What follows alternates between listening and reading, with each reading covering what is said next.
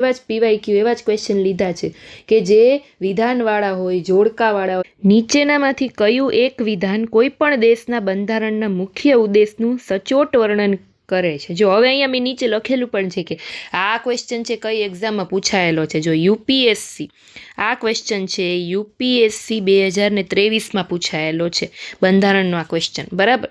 જો ઓપ્શન શું છે? એક તો તે જરૂરી કાયદા બનાવવા માટે કટિબદ્ધ છે. બીજું, તે રાજકીય પદ અને સરકારના સર્જનને સક્ષમ બનાવે છે.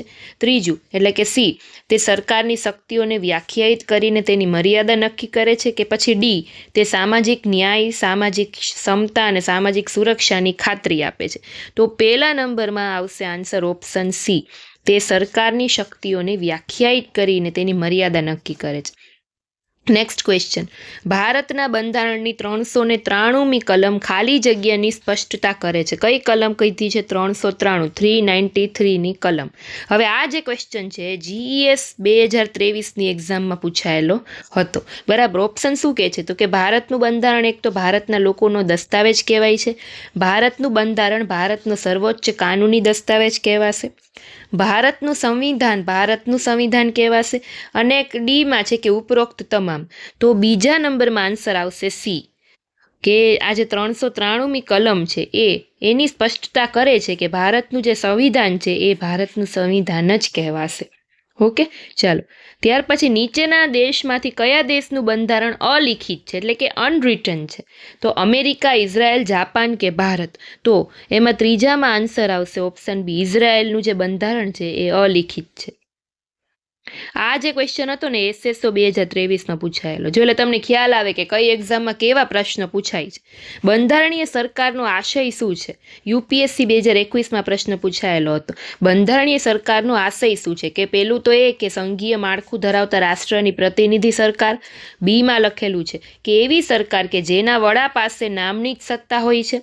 એવી સરકાર કે જેના વડા પાસે ખરી સત્તા હોય છે. એવી સરકાર કે જે બંધારણની મર્યાદાથી બંધાયેલી છે.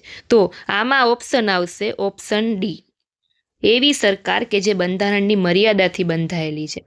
ત્યાર પછી પાંચમો ક્વેશ્ચન છે, વ્યાખ્યાની દ્રષ્ટિએ બંધારણીય સરકારનો અર્થ શું થાય છે?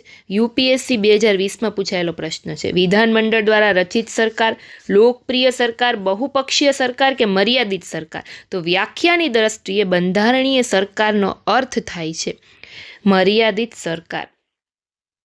ત્યાર પછી નીચેનામાંથી કયું ભારત સરકાર અધિનિયમ 1935ની જોગવાઈનું યોગ્ય રીતે વર્ણન કરે છે? કયું વિધાન? પહેલું વિધાન એમ કે છે કે તેણે પ્રાંતીય સ્વાયત્તતા રજૂ કરી અને પ્રાંતીય સ્તરે દ્વિમુખી શાસન નાબૂદ કર્યું. બીજું વિધાન એમ કે છે કે તેણે ભારતમાં ફેડરલ કોર્ટની સ્થાપના માટે જોગવાઈ કરી. ત્રીજું વિધાન એમ કે છે કે તેણે બ્રિટિશ ભારત અને રજવાડાઓનું સંઘ પ્રસ્થાપિત કર્યું, જો કે આ સંઘ ક્યારેય સાકાર થયું ન હતું. અને ચોથું વિધાન એમ કે છે કે તેણે ભારતમાં પ્રથમ વખત મૂળભૂત અધિકારોની વિભાવના રજૂ કરી. તો નીચેનામાંથી કયું સાચું છે? બરાબર. તો ઓપ્શન આપેલા છે કે ત્રણ સાચા છે, પહેલું ત્રીજું સાચું છે, બીજું ને ચોથું સાચું છે કે ચારે ચાર સાચા છે? તો આમાં ઓપ્શન આવશે ફક્ત પહેલું, બીજું ને ત્રીજું. એટલે કે આ વિધાન ને આ 3 જ વિધાન સાચા છે. ક્લાસ 1-2 2025માં પૂછાયેલો હતો. ત્યાર પછી ભારત સરકારે કાયદો 1935 સંદર્ભે નીચેના વિધાન અંગે વિચારણા કરો. જો એક તો પહેલું વિધાન એમ કે છે કે તેને ઓલ ઇન્ડિયા ફેડરેશન માટે આપવામાં આવ્યો છે કે જે બ્રિટિશ ભારતીય રાજ્યો અને રજવાડા ઉપર આધારિત છે. બીજું વિધાન તો કે સંરક્ષણ તેમજ વિદેશી બાબતોને સંઘના અંકુશ અંતર્ગત આવરી લેવામાં આવ્યા છે.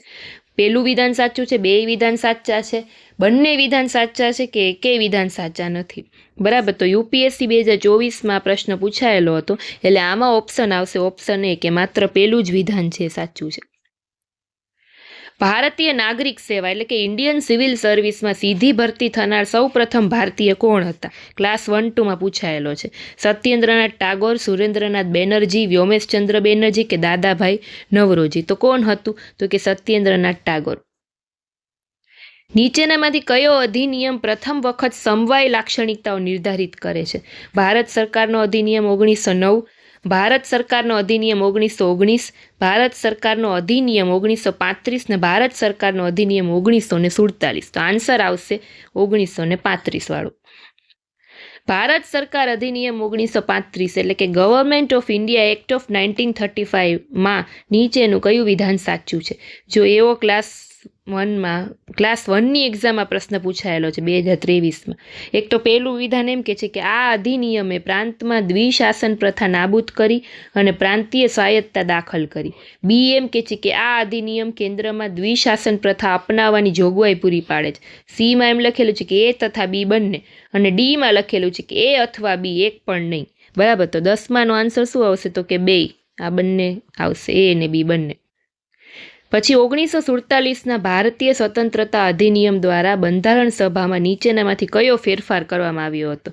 GS 2023માં પૂછાયેલો હતો કે બંધારણ સભા સંપૂર્ણ સાર્વભૌમ સંસ્થા તરીકે બનાવવામાં આવી. બી તો કે આ અધિનિયમે બંધારણ સભાને ધારાકીય સભા પણ બનાવી.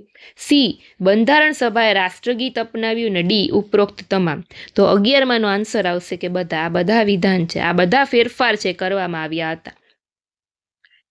ભારતીય બંધારણ સાથે સંબંધિત નીચેનામાંથી કયો અધિનિયમ, કયો સુધારો, કયો ઠરાવ છે એ 3 પ્રકારની ગણના એટલે કે 3 યાદીઓ પ્રદાન કરે છે?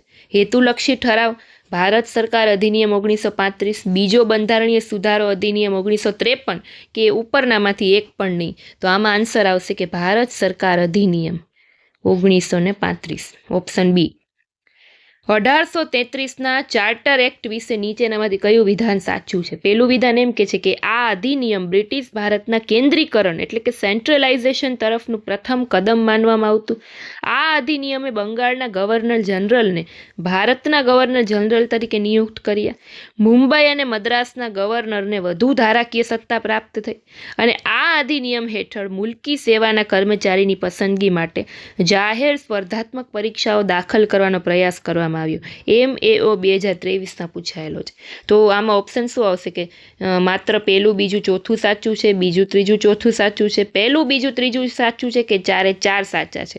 તો 13માનો આન્સર શું આવશે? ઓપ્શન એ, એટલે કે પહેલું વિધાન, પછી બીજું વિધાન અને ચોથું વિધાન, 4 વિધાન સાચા છે. ભારતીય સિવિલ સર્વિસમાં સફળ થનાર પ્રથમ ભારતીય કોણ હતા? SSO 2023માં પૂછાયેલું છે.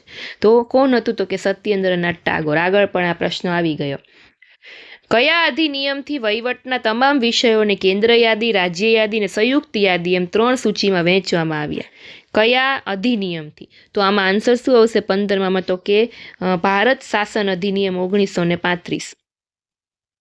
બંધારણ છે ભારત શાસન અધિનિયમ 1935 જ છે, માત્ર તેમાં વયસ્ક મતાધિકાર ઉમેરવામાં આવ્યો છે. આવું વિધાન, આવો મત છે એ બંધારણના કયા સભ્ય દ્વારા વ્યક્ત કરવામાં આવ્યો હતો? તો આમાં આન્સર શું આવશે 16માં? કયા સભ્ય દ્વારા? તો કે શ્રી PR દેશમુખ દ્વારા આવો વિચાર છે વ્યક્ત કરવામાં આવ્યો હતો. સ્વતંત્ર ભારતના પ્રથમ ભારતીય ગવર્નર જનરલ કોણ હતા? બરાબર, 17માનો આન્સર લગભગ બધાને આવડતો હશે. સી રાજગોપાલચારી. DYSOમાં પૂછાયેલો પ્રશ્ન. વિચાર કરો, DYSO 2022માં પ્રશ્ન પૂછાયેલો હતો. ભારત સરકાર અધિનિયમ 1935માં સૂચના પત્રને વર્ષ 1950માં ભારતના બંધારણને કયા રૂપમાં સમાવેશ કરવામાં આવ્યો હતો? CDPOની એક્ઝામ જો 2022માં CDPO લેવાની ત્યારે આ પ્રશ્ન બંધારણનો પૂછાયેલો હતો. તો આમાં આન્સર શું આવશે 18માં? તો કે ઓપ્શન બી, રાજ્યના નીતિ નિર્દેશક તત્વો. 1773ના નિયામક ધારા વિશે નીચેનામાંથી કયા વિધાન સાચા છે? પહેલું વિધાન એમ કે છે કે આ ધારા દ્વારા સૌ પ્રથમવાર ઈસ્ટ ઇન્ડિયા કંપનીના વહીવટી અને રાજકીય કાર્યોને સ્વીકૃતિ મળી. આ ધારા અંતર્ગત બંગાળ તથા મદ્રાસના ગવર્નરો બંગાળના ગવર્નર જનરલના તાબા હેઠળ મૂકવામાં આવ્યા. આ ધારાએ ભારતમાં કેન્દ્રીય વહીવટનો પાયો નાખ્યો. તો કયું વિધાન સાચું છે? તો 19માં આન્સર આવશે ડી, એટલે કે પહેલું ને ત્રીજું, આ 2 જ વિધાન સાચા છે. ભારત સરકાર અધિનિયમ 1919માં નીચેનામાંથી કયા વિધાન છે સાચા છે? પહેલું વિધાન કે છે કે આ અધિનિયમ 1919માં ઘડવામાં આવ્યો હતો અને 1921માં અસ્તિત્વમાં આવ્યો. બીજું વિધાન એમ કે છે કે એના દ્વારા કેન્દ્ર અને પ્રાંતની બાબત અલગ થવાથી પ્રાંત ઉપર કેન્દ્રનું નિયંત્રણ હળવું થયું. ત્રીજું વિધાન એમ કે છે કે તેમ છતાં આ અધિનિયમે પ્રાંતીય સૂચિ વિશે કાયદા ઘડવા કેન્દ્રીય ધારાસભાને હજુ પણ અધિકૃત કરી હતી. ચોથું વિધાન એમ કે છે કે આ અધિનિયમે પ્રાંતીય યાદી વિશે કાયદા ઘડવા માટે પ્રાંતીય ધારાસભાને અધિકૃત કરી ન હતી. ક્લાસ 1-2માં પૂછાયેલો છે. તો 20માનો આન્સર શું આવશે? ઓપ્શન સી, પહેલું ને બીજું વિધાન જ સાચું છે.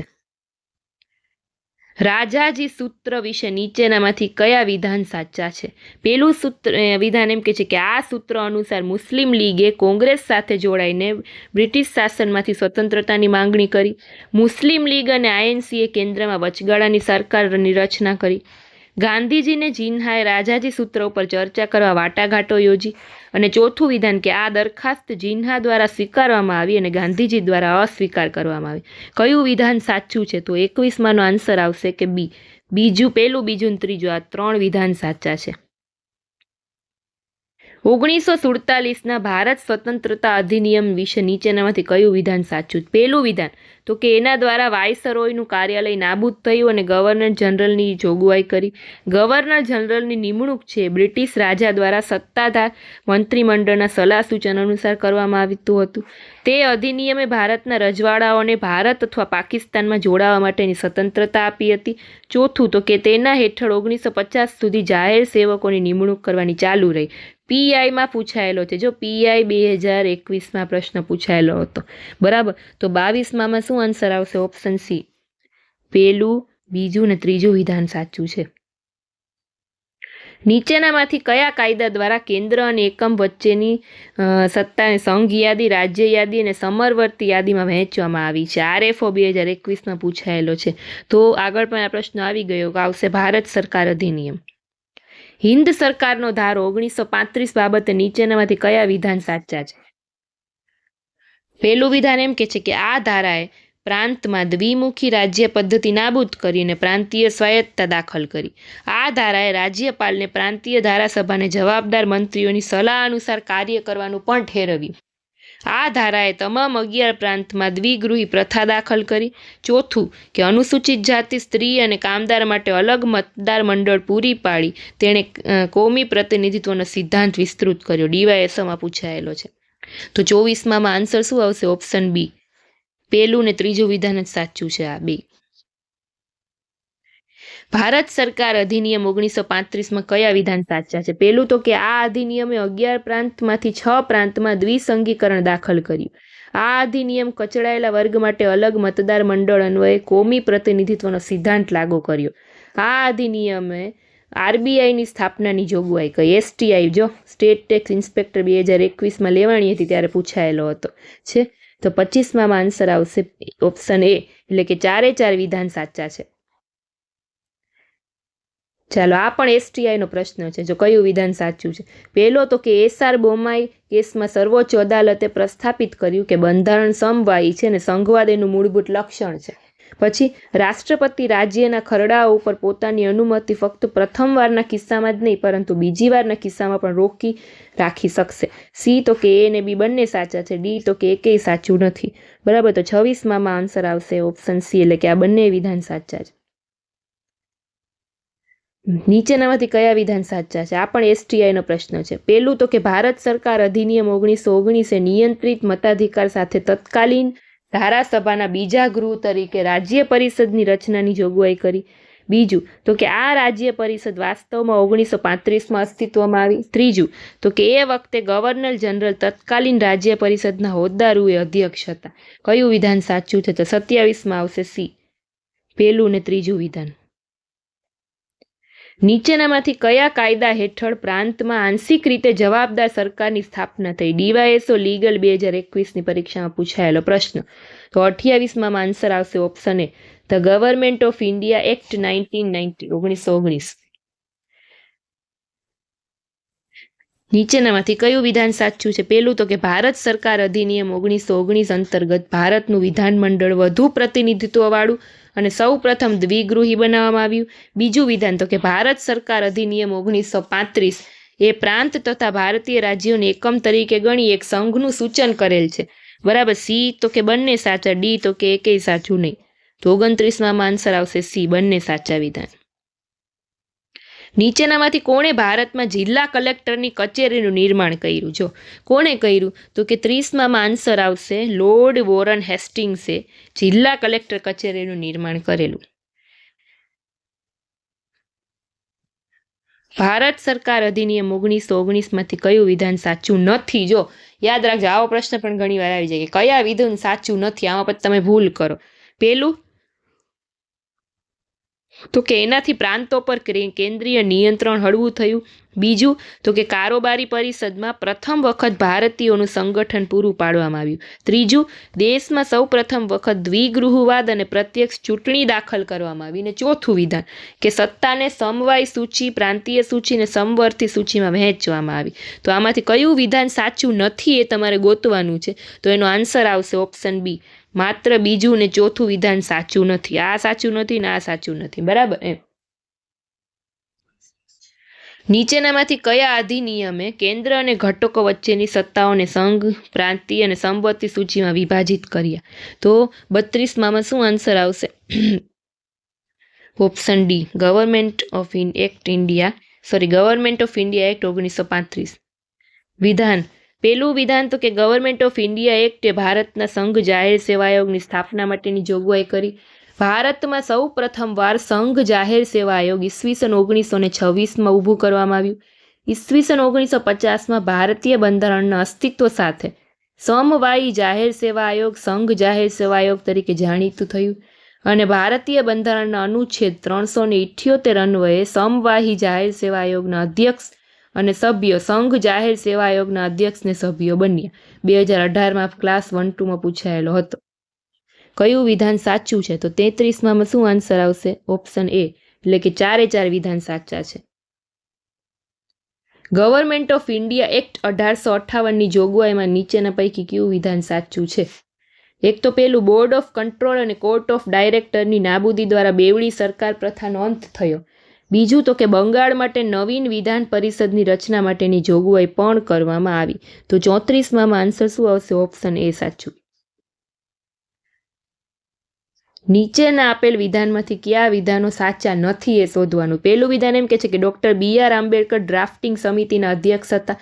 જવાહરલાલ નહેરુએ સંઘ બંધારણ સમિતિની અધ્યક્ષતા કરી. સરદાર પટેલે પ્રાંતીય બંધારણ સમિતિની અધ્યક્ષતા કરી. અને સરદાર પટેલે રાજ્યોની સમિતિઓની અધ્યક્ષતા કરી હતી. કયું વિધાન સાચું નથી એ તમારે ગોતવાનું છે. તો એમાં આવશે ઓપ્શન સી, એટલે કે ચોથું વિધાન છે એ સાચું નથી. બાકી આ 3 સાચા છે. ભારતના બંધારણ બાબતે કયું વિધાન સાચું છે? જો પેલું તો કે બ્રિટિશ પાર્લામેન્ટે 1935માં ભારત માટે ઘડેલું છેલ્લું બંધારણ હાલના બંધારણ માટે સૌથી નજીકનો અને મુખ્ય સ્ત્રોત છે. બંધારણનો કોઈ પણ ભાગ બંધારણીય રીતે અપરિવર્તનીય નથી, પરંતુ અદાલતી ચુકાદાને કારણે બંધારણનું મૂળભૂત માળખું અપરિવર્તનીય છે, એમ સુપ્રીમ કોર્ટે પોતાના ચુકાદામાં જાહેર કરેલું છે. બરાબર. તો 36માં શું આન્સર આવશે? તો ઓપ્શન સી. બંને વિધાન સાચા છે. અંગ્રેજ શાસનકાળ દરમિયાન ઘણા કાયદા ઘડવામાં આવ્યા. નીચેનામાંથી ભારતમાં કયા કાયદાનો હેતુ સંસદીય વહીવટીતંત્રની શરૂઆત કરવાનો હતો? તો કયા કાયદાનો હેતુ એવું હતો? તો કે the charter act 1853. Option C. Indian independence act કોના દ્વારા પસાર કરવામાં આવ્યો? CO 2017માં પૂછાયેલો હતો. તો ઇન્ડિયન ઇન્ડિપેન્ડન્સ એક્ટ છે એ બ્રિટિશ સાંસદ દ્વારા પસાર કરવામાં આવેલો. ભારતીય બંધારણની ઉત્પત્તિ અને ઉત્ક્રાંતિ અંગે વિધાનો ધ્યાનમાં લો. જો પેલું કે છે કે ભારતીય બંધારણ 26મી જાન્યુઆરી 1950ના રોજ અપનાવવામાં આવ્યું. બીજું કે છે કે ભારત સરકાર અધિનિયમ 1935નો ભારતીય બંધારણ પર કોઈ પ્રભાવ નહોતો. ત્રીજું વિધાન એમ કે છે કે ભારતીય બંધારણ વિશ્વનું સૌથી લાંબુ લેખિત બંધારણ છે. તો કયું વિધાન, જો 2025માં જ પૂછાયેલો પ્રશ્ન છે ક્લાસ 1-2માં, કયું વિધાન સાચું છે? તો ઓપ્શન એ, પેલું ને ત્રીજું વિધાન સાચું છે. ડોક્ટર રાજેન્દ્ર પ્રસાદે હોદ્દો સંભાળ્યો તે પહેલા ચૂંટાયેલી સભાના હંગામી રાષ્ટ્રપતિ કોણ હતા? UPSC 2024માં પૂછાયેલો પ્રશ્ન. તો એ સમયે કોણ હતું? તો કે ડોક્ટર સચ્ચિદાનંદ સિન્હા. બરાબર. Option D. ભારતના બંધારણના મુસદ્દા ઉપર ખાલી જગ્યા વખત વાંચન હાથ ધરવામાં આવ્યું. TDOની એક્ઝામ ક્લાસ 2 2024માં પ્રશ્ન પૂછાયેલો હતો. કયું? તો કે 3 વખત વાંચન હાથ ધરવામાં આવેલું. સંવિધાન સભાએ બંધારણ એટલે કે સંવિધાનને ક્યારે અપનાવેલું હતું? DYSમાં પૂછાયેલું હતું. ક્યારે અપનાવેલું હતું? તો કે 26 નવેમ્બર 1949. નીચેનામાંથી કોણ સ્વતંત્ર ભારતના પ્રથમ મંત્રીમંડળના સદસ્ય નહોતા? હતા નહીં નહોતા એમ આપણે શોધવાનું છે. તો option C, doctor Sucheta Kripalani નહોતા. નીચેનામાંથી કયા સમુદાયને બંધારણ સભામાં ત્રીજા ક્રમનું સર્વોચ્ચ પ્રતિનિધિત્વ મળ્યું હતું? કયા સમુદાયને મળ્યું હતું? તો કે અનુસૂચિત જાતિ. Option B. ભારતીય બંધારણ સભાના વચગાળાના અને પ્રથમ પ્રમુખ તરીકે કોણ ચૂંટાયા હતા? તો આમાં આન્સર શું આવશે? ઓપ્શન સી, ડોક્ટર સચ્ચિદાનંદ સિન્હા. બંધારણ સભાની રચનામાં નીચેના કયા વિધાન સાચા? જો પેલું વિધાન છે કે પ્રત્યેક દેશી રાજ્યને તેમની વસ્તીના પ્રમાણમાં બેઠક ફાળવવાની થતી હતી. પ્રત્યેક અંગ્રેજ પ્રાંતને ફાળવવામાં આવેલી બેઠક મુસ્લિમ તથા શીખ અને અન્ય સામાન્ય લોકો વચ્ચે વહેંચવામાં આવનાર હતી. અન્ય જ્ઞાતિઓને ફાળવવામાં આવેલી બેઠકની જ્ઞાતિમાં પ્રાંતીય ધારાસભામાં સભ્યો દ્વારા ચૂંટવામાં આવનાર હતી અને ઉપરોક્ત પ્રક્રિયામાં એક જ તબદીલ પાત્ર મત પદ્ધતિ દ્વારા પ્રમાણસર પ્રતિનિધિત્વને અનુસરવામાં આવ્યું હતું. તો કયું વિધાન સાચું છે? તો ઓપ્શન એ, એટલે કે 4 વિધાન સાચા છે. બંધારણ સભામાં નીચેનામાંથી કઈ જ્ઞાતિ ત્રીજા ક્રમે સૌથી વધુ પ્રતિનિધિત્વ ધરાવતી હતી? તો કઈ? તો કે અનુસૂચિત જાતિ. બંધારણ સભામાં નીચેના વિધાન, જો પેલું વિધાન છે બંધારણ સભા રજવાડાઓમાંથી સીધા ચૂંટાયેલા સભ્યોની બનેલી હતી. બીજું તો કે બંધારણ સભામાં બ્રિટિશ ભારતીય પ્રાંતના સદસ્યો પ્રાંતીય વિધાનસભાના સભ્યો દ્વારા પરોક્ષ રીતે ચૂંટવામાં આવ્યો હતો અને બંધારણ સભા અંશતઃ પરોક્ષ રીતે ચૂંટાયેલા અને અંશતઃ નામાંકિત સંસ્થા તરીકે કરવાનું આયોજન હતું. STI 2021માં પૂછાયેલો હતો. તો આમાં આવશે ઓપ્શન બી, બીજું ને ત્રીજું વિધાન સાચા છે. બંધારણ સભાના સદસ્યો કે જેમણે ભારતના બંધારણનો મુસદ્દો તૈયાર કર્યો તેઓ ખાલી જગ્યા, તો એમાં આન્સર આવશે તેઓ ગવર્નર જનરલ દ્વારા નામાંકિત કરવામાં આવેલા હતા. Option C. નીચેનામાંથી કોણ બંધારણીય સભાના સભ્યો હતા? કનૈયાલાલ મુનશી, વલ્લભભાઈ પટેલ, મોરારજી દેસાઈ કે મીનુ મસાણી. તો કોણ હતું? તો કે ઓપ્શન બી, એટલે કે પેલું, બીજું ને ચોથું, આ 4 જણા, કનૈયાલાલ મુનશી, વલ્લભભાઈ પટેલ અને મીનુ મસાણી. આ 4 જણા બંધારણીય સભાના શું હતા? તો કે સભ્યો હતા. આ ક્લાસ 1-2 2019માં પૂછાયેલો હતો. તો અહીંયા આપણા બંધારણના 50 ક્વેશ્ચન PYQ પૂરા થાય છે. નેક્સ્ટ વિડીયોમાં ફરી બંધારણના 50 ક્વેશ્ચનનો વિડીયો મૂકીશ. તો આ સિરીઝમાં જોડાયેલા રહેજો. બરાબર, ચાલો હવે અને કમેન્ટ પણ કરજો કે કયા સબ્જેક્ટના PYQ હવે પછીના વિડીયોમાં હું લઈ આવું. બરાબર, તો એ કમેન્ટ કરજો. ફરી પાછા મળીશું. Bye bye, thank you.